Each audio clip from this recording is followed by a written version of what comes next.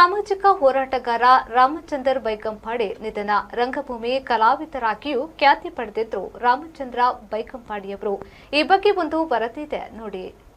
BJP ಮುಖಂಡ ಮೀನುಗಾರ ಅಭಿವೃದ್ಧಿ ನಿಗಮದ ಮಾಜಿ ಅಧ್ಯಕ್ಷ ರಾಮಚಂದ್ರ ಬೈಕಂಪಾಡಿಯವರು ನಿಧನರಾಗಿದ್ದಾರೆ.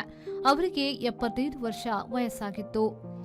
ಮೀನುಗಾರ ಸಮುದಾಯದ ಮುಖಂಡರಾಗಿ ಸಾಮಾಜಿಕ ಹೋರಾಟಗಾರರಾಗಿದ್ದ ಅವರು ರಂಗಭೂಮಿ ಕಲಾವಿದರಾಗಿಯೂ ಖ್ಯಾತಿಯನ್ನ ಪಡೆದಿದ್ರು.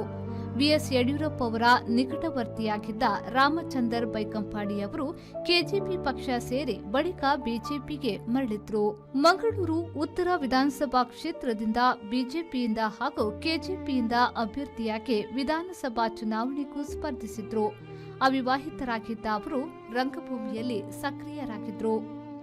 ಬ್ಯೂರೋ ರಿಪೋರ್ಟ್, ವಿ4 ನ್ಯೂಸ್, ಮಂಗಳೂರು.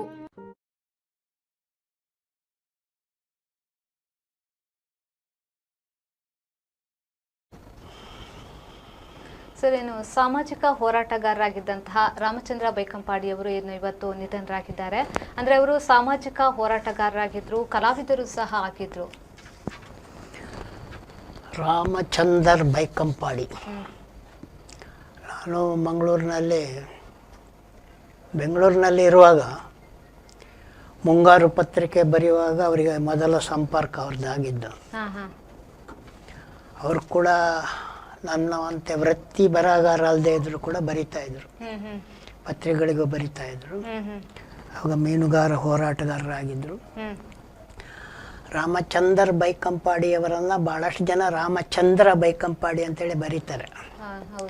ಆದರೆ ರಾಮಚಂದ್ರ ಬೈಕಂಪಾಡಿ ಅಲ್ಲ, ನನಗೆ ತಿಳಿದಿರುವಂತೆ ಅವರ ಮೂಲ ಹೆಸರು ರಾಮಚಂದ್ರ ಬೈಕಂಪಾಡಿ. ಇತ್ತೀಚಿನ ದಿನಗಳಂತೂ ರಾಮಚಂದ್ರ ಬೈಕಂಪಾಡಿ ಅಂತೇಳಿ ಬಹಳ ಜನ ಬರೀತಾರೆ. ಹಾಗೂ ಅವರು ಮೀನುಗಾರರ ನಾಯಕರಾಗಿ ಆರಂಭದಿಂದಲೇ ಗುರುತಿಸಿಕೊಂಡಿದ್ರು. ನಾಟಕಕಾರರು ಅಂತೇಳಿ ಯುವಕನಿದ್ದಾಗ ನಾಟಕಗಳಲ್ಲಿ ಪಾತ್ರ ಮಾಡ್ತಾ ಇದ್ದದ್ದು ಮಾತ್ರವಲ್ಲ, ಕೆಲವು ನಾಟಕಗಳನ್ನು ಕೂಡ ಅವರು ಬರೆದು ಅದರಲ್ಲಿ ಪಾತ್ರ ವಹಿಸಿದ್ದಾರೆ ಅನ್ನೋದು ಕೂಡ ನಮಗೆ ಗೊತ್ತಿರುವಂಥ ವಿಷಯ. ಆದರೆ ಮುಂದಿನ ದಿನಗಳಲ್ಲಿ ಅವರು ರಾಜಕೀಯದಲ್ಲಿ ಹಿಡಿಕೊಟ್ಟಿದ್ದರಿಂದ ನಾಟಕಗಳ ಜೊತೆ ಸಂಪರ್ಕವನ್ನು ಬಿಟ್ಟಿದ್ರಿಂದ ಅವರು ಯಾವ್ಯಾವ ನಾಟಕ ಮಾಡಿದ್ದಾರೆ ಅನ್ನೋದ್ರ ಬಗ್ಗೆ ವಿವರಗಳೆಲ್ಲ ಹಳೆಯ ಕಡತಕ್ಕೆ ಸೇರಿ ಹೋಗ್ಬಿಟ್ಟಿವೆ. ಅವರ ಕಾಲ ಅವರೊಟ್ಟಿಗೆ ಇರುವವರೇ ಹೇಳಬೇಕಾಗ್ತದೆ. ಇನ್ನು ಬರಹ ಅನ್ನುವಂಥದ್ದು ಅವರು ಸಾಮಾನ್ಯವಾಗಿ ಹೋರಾಟಗಳಿಗೆ ಸಂಬಂಧಪಟ್ಟಂತೆ, ಮೀನುಗಾರರ ಸಮಸ್ಯೆಗಳಿಗೆ ಸಂಬಂಧಪಟ್ಟಂತೆ ಕೆಲವು ಬರಹಗಳನ್ನು ಅವರು ಪತ್ರಿಕೆಗಳಲ್ಲಿ ಬರೆದದ್ದಿದೆ. ನಾವು ಕೂಡ ನೋಡಿದ್ದೇವೆ, ಓದಿದ್ದು ಇದೆ. ಇನ್ನು ಅವರ ಹೋರಾಟದ ವೃತ್ತಿ ಏನಿದೆ, ಮೀನುಗಾರರಿಗೆ ಸರ್ಕಾರದ ಸವಲತ್ತು ಏನು ಸಿಗ್ತಾ ಇದೆ, ಮೀನುಗಾರಿಕಾ ಅಭಿವೃದ್ಧಿ ಮಂಡಳಿಯಲ್ಲಿ ಕೂಡ ಅವರು ಇದ್ರು. ಅವರಿಗೆ ಏನು ಸವಲತ್ತು ಸರ್ಕಾರದಿಂದ ಸಿಗುತ್ತದೆ ಅದನ್ನು ಕೊಡಿಸುವಲ್ಲಿ ಕೂಡ ಅವರ ಪಾತ್ರ ಒಂದಷ್ಟು ಇದೆ. ಯಾಕಂತ ಹೇಳಿದ್ರೆ ಮೀನುಗಾರ ಸಮಾಜ ಕೂಡ ಇದೆ. ಆಚಾರ್ಯ ಸಮಾಜ ಹೇಳಿದಾಗೇನೆ 40 ವರ್ಷಗಳ ಹಿಂದೆ ಬಹಳ ದದ್ದುಳಿಯಲ್ಪಟ್ಟಂತ ಸಮಾಜ. ಸರ್, ಇವಾಗ ನಮ್ಮ ಜೊತೆಗೆ ಏನು ನೇರ ಸಂಪರ್ಕದಲ್ಲಿದ್ದಾರೆ ಸಾಮಾಜಿಕ ಕಾರ್ಯಕರ್ತರಾದಂತಹ ಯತೀಶ್ ಬೈಕಂಪಾಡಿ ಅವರು. ಸರ್ ನಮಸ್ತೆ. ಸರ್ ನಮಸ್ತೆ, ಧ್ವನಿ ಕೇಳಿಸ್ತಿದ್ಯಾ? ಕರೆ ಕಟ್ಟಾಗಿದ್ರೆ ಅವರು ಯತೀಶ್ ಬೈಕಂಪಾಡಿ ಅವರ ನಿಕಟವರ್ತಿಗಳು. ಅವ್ರಿಗೆ ಇನ್ನೊಮ್ಮೆ ಕರೆ ಮಾಡಿ ಮಾತಾಡಿಸುವುದು ಒಳ್ಳೆಯದು. ಯಾಕಂತ ಹೇಳಿದ್ರೆ ಅವ್ರ ಜೊತೆಗೆ ಇಲ್ಲಿ ಓಡಾಡ್ತಾ ಇದ್ದವರು. ರಾಮಚಂದ್ರ ಬೈಕಂಪಾಡಿ ಅವರ ಹೋರಾಟದಲ್ಲಿ ಅತಿ ಮುಖ್ಯವಾದುದು ಮೀನುಗಾರರಿಗೆ ಸರ್ಕಾರಿ ಸವಲತ್ತುಗಳನ್ನು ಕೊಡಿಸಲು ಮಾಡಿದಂಥ ಹೋರಾಟ ಕೂಡ ಮುಖ್ಯ ಆಗ್ತದೆ. ಅದಕ್ಕೆ ರಾಜಕೀಯವಾಗಿ ಅವರು ಕೂಡ ಸ್ವಲ್ಪ ಎಡುಗೊಂಡಿದ್ರು. ಸವಲತ್ತುಗಳು ಅಂತ ಹೇಳುವಾಗ ಇಲ್ಲಿ ಒಂದು ಪ್ರಶ್ನೆ ಬರ್ತದೆ. ನನ್ನೂರನ್ನೇ ಹೇಳಬೇಕಂದ್ರೆ ಎಲ್ಲ ಗುಡಿಸಲು 73ನೇ ಇಸ್ವಿ ದಾಟುವರೆಗೂ ಕೂಡ ಎಲ್ಲ ಸಣ್ಣ ಸಣ್ಣ ಗುಡಿಸಲಿನಲ್ಲಿ ಮೀನುಗಾರ ಸಮಾಜ ವಾಸ ಮಾಡ್ತಾ ಇತ್ತು. ಒಂದೇ ಒಂದು ಮನೆ ಕೂಡ ಹೇಳ್ಕೊಳ್ಳುವಂಥ ಮನೆ ಇಲ್ಲ. ಇವಾಗೆಲ್ಲ ಒಳ್ಳೊಳ್ಳೆ ಮನೆ ಆಗಿದೆ. ಅದು 40 ವರ್ಷದ ಈಚೆ ಆಗಿರುವಂಥ ಬದಲಾವಣೆ. ಹಾಗೆ ಶಿಕ್ಷಣವನ್ನು ಪಡೆದು ಕೆಲವರು ಉತ್ತಮ ಕೆಲಸಗಳಿಗೆ ಕೂಡ ಸೇರಿದ್ದಾರೆ. ಆ ಸ್ಥಿತಿ ಇಲ್ಲಿ ಏನು ಭಾರಿ ಬದಲಾವಣೆ ಇರ್ತದಂತ ಗೊತ್ತಿಲ್ಲ. ನಗರವಾಗಿರೋದ್ರಿಂದ ಕೆಲವರು ಸ್ವಲ್ಪ ದುಡ್ಡಿನವರು ಇದ್ದಿರ್ಬೋದು. ಆದರೆ ಒಟ್ಟಾರೆಯಾಗಿ ಮೀನುಗಾರರ ಸ್ಥಿತಿ ಅದೇ ಇರ್ತದೆ. ಮೀನುಗಾರರಿಗೆ ಕೃಷಿಕರಾಗಿರುವವರು ತೀರಾ ಕಡಿಮೆ. ಆದರೂ ಕೂಡ ಕೃಷಿಕ ಕುಟುಂಬಗಳು ಕೂಡ ಇದ್ದಾವೆ. ನಮ್ಮಲ್ಲಿ ಕುಂದಾಪುರ ಕಡೆ ಅಂದರೆ ನಮ್ಮಲ್ಲಿ ಕೂಡ ತುಳುವರು ನಮ್ಮೂರಲ್ಲಿ ಕೂಡ ಇತ್ತು ಹೌದಾರಾಯನ ವಾಲ್ಗುವ ಅಂತ ಒಂದು ಆಚರಣೆ ಇದೆ. ಹೌದಾರಾಯನ ವಾಲ್ಗುವ ಅಂತ ಒಂದು ಆಚರಣೆ. ಆ ಆಚರಣೆಯಲ್ಲಿ ಒಬ್ಬ ನಾರಾಯಣ ಮರಕಾಲ ಅನ್ನುವಂಥ ಕೃಷಿಕನ ಬಗ್ಗೆ ಬರ್ತದೆ. ಆತನು ದೇವರಿಗೆ ಹೇಳಿದಂಥ ಹರಕೆಯನ್ನು ತೀರಿಸದೇ ಇರುವುದು, ಆವಾಗ ವೀರಭದ್ರನನ್ನು ದೇವರು ಕಳಿಸುವುದು, ವೀರಭದ್ರ ಕನಸಿನಲ್ಲಿ ಬಂದು ಈ ನಾರಾಯಣ ಮರಕಾಲನಿಗೆ ಹೆದರಿಸುವುದು, ಅವನು ಆಮೇಲೆ ಇದನ್ನು ಹರಕೆಯನ್ನು ತೀರಿಸಿ ಕೃಷಿ ಮಾಡಿದಾಗ ಕೃಷಿ ಮೇಲೆ ಕಾಡು ಹಂದಿಗಳು ಬಂದು ಕೃಷಿಯನ್ನು ನಾಶ ಮಾಡುವಂಥದ್ದು. ಆಮೇಲೆ ಮತ್ತೆ ದೇವರ ಪೂಜೆ ಮಾಡಿ, ಅದು ದೇವರ ಆರಾಧನೆಗೆ ಸಂಬಂಧಪಟ್ಟದ್ದಾದರೂ ಒಬ್ಬ ಕೃಷಿಕ ನಾರಾಯಣ ಮರಕಾಲ ಅನ್ನುವಂಥ ಒಬ್ಬ ಬೇಸಾಯಗಾರ ಇದ್ದ ಅನ್ನುವಂಥದ್ದು ಆ ಕಥೆಯಿಂದ ಗೊತ್ತಾಗ್ತದೆ. ಹಾಗಂದ್ರೆ ಮೀನುಗಾರರಾದರೂ ಕೂಡ ಇವರಲ್ಲಿ ಕೂಡ ಬೇರೆ ವೃತ್ತಿಯವರು ಇದ್ರು. ನಮ್ಮೂರಿನಲ್ಲೇ ಒಬ್ಬ ಕಿಟ್ಟ ಮರಕಾಲ ಅಂತ ಇದ್ದ, ಆತ ಬರೋಬ್ಬರ ಬೇಸಾಯನೇ ಅವನ ವೃತ್ತಿ. ಹೀಗೆಲ್ಲ ಇದ್ರು. ಆದರೆ ಮೀನುಗಾರಿಕೆ ಅವರ ಪ್ರಮುಖ ವೃತ್ತಿ. ಮೀನುಗಾರಿಕೆ ಏನಂತ ಹೇಳಿದ್ರೆ ಹಿಂದಿನ ಕಾಲದಲ್ಲಿ ನಾವೆಲ್ಲ ಸಣ್ಣದಿರುವಾಗ ಯಾಂತ್ರಿಕ ಬೋಟಿನಲ್ಲಿ ಮೀನು ಹಿಡಿಯುವಂಥದ್ದು ಏನು ಇರಲಿಲ್ಲ. ಸಾಮಾನ್ಯವಾಗಿ ಕೈರಂಪಣಿ ಅನ್ನುವಂಥದ್ದು ಜಾಸ್ತಿ ಬಳಕೆ ಮಾಡ್ತಿದ್ರು. ಕೈರಂಪಣಿ ಮೂಲಕ ನಮ್ಮ ಜೊತೆಗೆ ಏನು ನೇರ ಸಂಪರ್ಕದಲ್ಲಿದ್ದಾರೆ ಸಾಮಾಜಿಕ ಕಾರ್ಯಕರ್ತರಾದಂತಹ ಯತೀಶ್ ಬೈಕಂಪಾಡಿಯವರು. ಸರ್ ನಮಸ್ತೆ. ನಮಸ್ತೆ. ನಮಸ್ತೆ ಸರ್, ಏನು ಸಾಮಾಜಿಕ ಹೋರಾಟಗಾರರಾಗಿದ್ದಂತಹ ರಾಮಚಂದರ್ ಬೈಕಂಪಾಡಿಯವರು ಇವತ್ತೇನು ನಮ್ಮ ಜೊತೆಗಿಲ್ಲ. ಅಂದ್ರೆ ಅವರು ಸಾಮಾಜಿಕ ಹೋರಾಟಗಾರರಾಗಿದ್ರು, ಕಲಾವಿದರು ಕೂಡ ಆಗಿದ್ರು. ಅವರ ಬಗ್ಗೆ ಏನ್ ಹೇಳ್ತೀರಾ ಸರ್? ಹೌದು, ಅವರು ಆಕ್ಚುಲಿ ಬಹಳ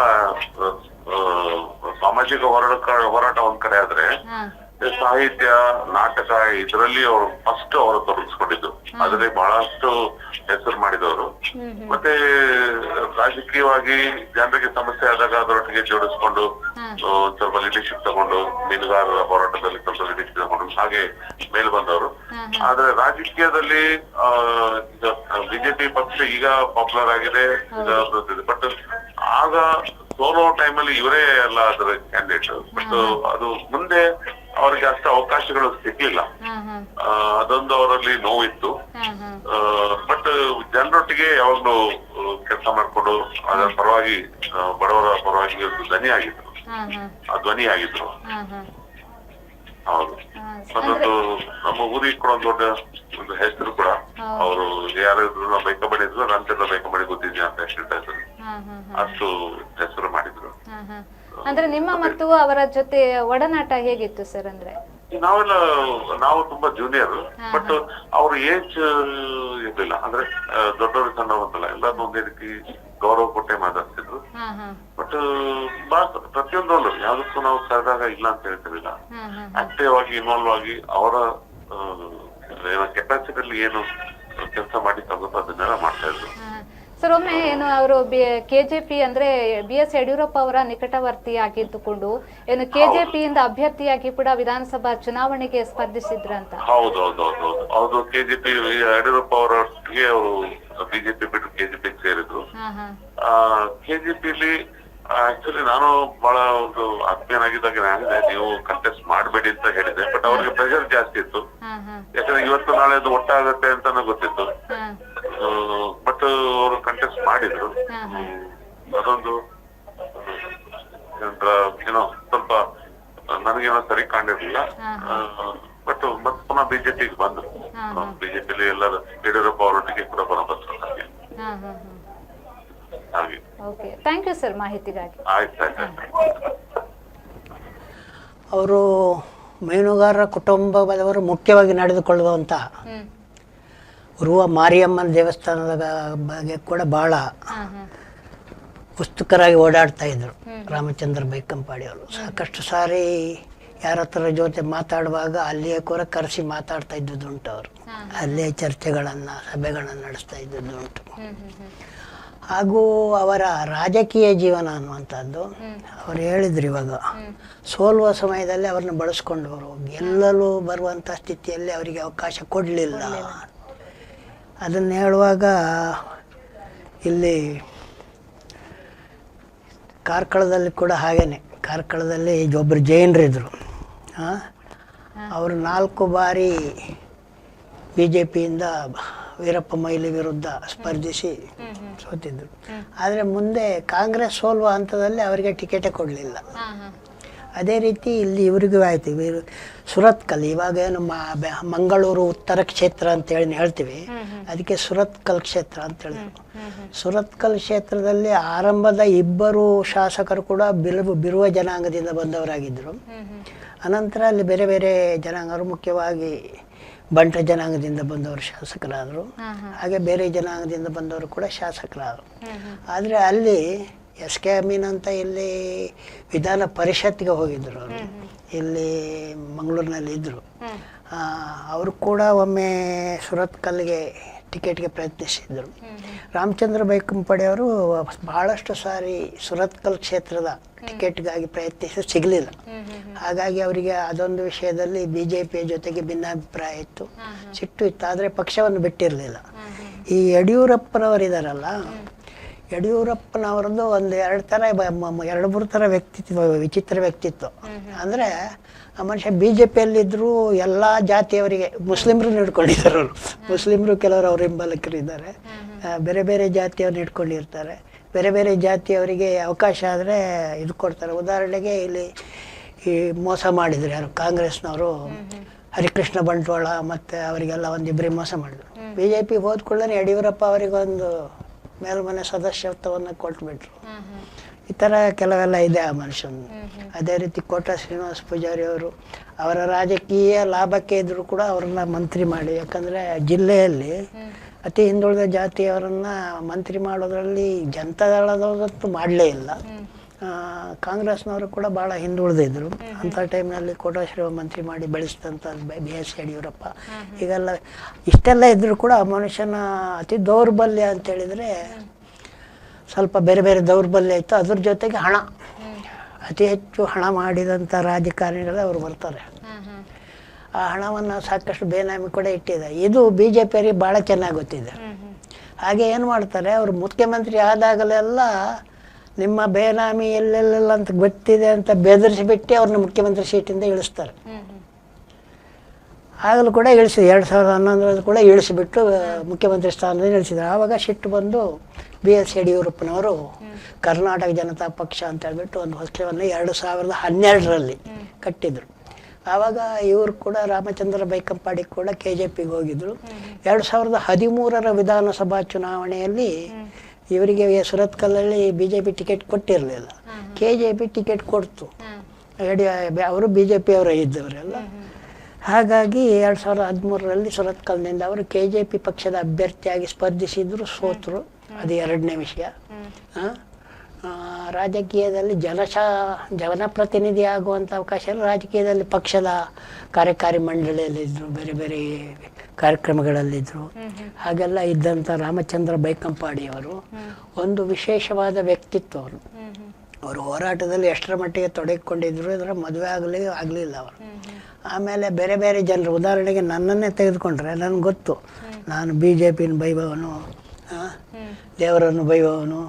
ಆದರೂ ಕೂಡ ಕೆಲ ಸರ್ತಿ ಮಾತಾಡುವಾಗ ನಿಮ್ಮ ಅವು ಬಡ್ಚಿ ಎಂಕಲಿಗೆ ಆಡೆ ಎಂಕಲಿಗೆ ಬೋಡ ಮಾಡ್ತಾನಿಗೆಲ್ಲ ಕತ್ತಿನಾಗಲ್ಲ ಮಾತಾ ಹೀಗೆ ಅಂತ ಶುರು ಮಾಡಿಬಿಟ್ಟು ಎಲ್ಲಿವರೆಗೆ ಹೋಗಿದ್ರು ಅಂದ್ರೆ BJP ತುಳು ಅಕಾಡೆಮಿ ಮಾಡಿದಾಗ ನಿಮ್ಮನ ಬಗ್ಗೆನೂ ಬೇಕಾದ್ರೆ ತುಳು ಅಕಾಡೆಮಿ ಬಗ್ಗೆ ಮಾತಾಡ್ತಾನೆ. ನಾನು ಬೇಡಪ್ಪ, ನೀವು ಮತ್ತು ನಿಮ್ಗೆ ಅಷ್ಟು ಅಭಿಮಾನ ಇದೆಯಲ್ಲ ನಮ್ಮ ಮೇಲೆ, ನಾನು ಅದಕ್ಕೆಲ್ಲ ತಯಾರಾಗಿಲ್ಲ ಅಂತ ಹೇಳ್ಬಿಟ್ಟು ಎಲ್ಲ ನಿಜವಾಗಿ ಕೇಳಿದ್ರು ಅವರು. ಕಾಂಗ್ರೆಸ್ನವರು ನಾವೆಲ್ಲ ಎಷ್ಟು ಬರೀ ಯಾವ ಕಾಂಗ್ರೆಸ್ನವ್ರು ಒಬ್ಬ ಕೇಳಿಲ್ಲ ನಮಗೆ. ಇವರು BJPಯವರಾಗಿ ಕೇಳಿದರು, ತುಳು ಅಕಾಡೆಮಿ ಬಗ್ಗೆ ಮಾತಾಡ್ತೀನಿ. ನಾನೇ ಅದಕ್ಕೆ ಒಡಂಬಟ್ಟಿರಲಿಲ್ಲ. ಅಂದರೆ ಅವ್ರು ಮಾಡ್ತಾ ಇದ್ರು ಬಿಡ್ತಾ ಇದ್ರು ಅಂದ್ರೆ ಬೇರೆ ಪ್ರಶ್ನೆ. ಆ ಥರ ಕೇಳ್ತಾರಲ್ಲ, ಅಷ್ಟೊಂದು ಕೇಳೋ ಒಂದು ಅಷ್ಟರ ಮಟ್ಟಿಗೆ ನಮ್ಮ ಹೆಚ್ಚು ಸ್ನೇಹ ಇಲ್ಲದಿದ್ರು ಕೂಡ ಅಷ್ಟರ ಮಟ್ಟಿಗೆ ನಮ್ಗೆ ಅವರ ಒಡನಾಟ ಇತ್ತು. ಹಾಗೆ ಗೊತ್ತಿತ್ತು, ಅವರ ತತ್ವ ಬೇರೆ ನನ್ನ ತತ್ವ ಬೇರೆ ಅಂತ ಕೂಡ ಇಬ್ಬರಿಗೂ ಕೂಡ ಗೊತ್ತಿತ್ತು. ಇನ್ನು ಅವರ ಹೋರಾಟಗಳು ಏನಿದ್ದಾವೆ, ಮೀನುಗಾರರ ಸಂಬಂಧಪಟ್ಟಂಥ ಹೋರಾಟ ಮತ್ತು ರಾಜಕೀಯದಲ್ಲಿ ಇದ್ದಂಥ ಹೋರಾಟ. ರಾಜಕೀಯದಲ್ಲಿ ಇದ್ದಂಥ ಹೋರಾಟ ಅಂತ ಹೇಳಿದರೆ ಸಂಘ ಪರಿವಾರದ ಅಭಿಮಾನಿಯಾಗಿ ಇದ್ದರು ಅವರು. ಸಂಘ ಪರಿವಾರದ ಅಭಿಮಾನಿಯಾಗಿ ಇದ್ದವರು. ಅದಕ್ಕೆ ಬೇಕಾದ ಯಾವ್ಯಾವ್ದು BJP ಎಲ್ಲ ಕಾರ್ಯಕ್ರಮಗಳಲ್ಲಿ, ಅದು ಮುಖ್ಯವಾಗಿ ಕೂಳೂರಿನಿಂದ ಸುರತ್ಕಲ್ವರೆಗಿನ BJP ಎಲ್ಲ ಕಾರ್ಯಕ್ರಮಗಳಲ್ಲಿ ಅವರ ಪಾತ್ರ ಇರ್ತಿತ್ತು. ಅದೇ ರೀತಿ ಉರ್ವ ಮಾರಿಯಮ್ಮ ದೇವಸ್ಥಾನ ಸಂಬಂಧಪಟ್ಟ ಕೂಡ ಅಲ್ಲಿ ಕೂಡ ತಮ್ಮ ಧಾರ್ಮಿಕ ವಿಷಯವನ್ನು, ಹೀಗಾಗಿ ಅವರದೊಂದು ವಿಶಿಷ್ಟವಾದ ವ್ಯಕ್ತಿತ್ವ ಅನ್ನೋದರಲ್ಲಿ ಯಾವುದೇ ಅನುಮಾನವಿಲ್ಲ. ಆ ವಿಶಿಷ್ಟ ವ್ಯಕ್ತಿತ್ವ ಇಂದು ಮರೆಯಾಗಿದೆ. RIP, rest in the peace ಅಂತ ಹೇಳೋದು ನಮ್ಮ ಕರ್ತವ್ಯ ಅಂತ ಮಾಡೋದು.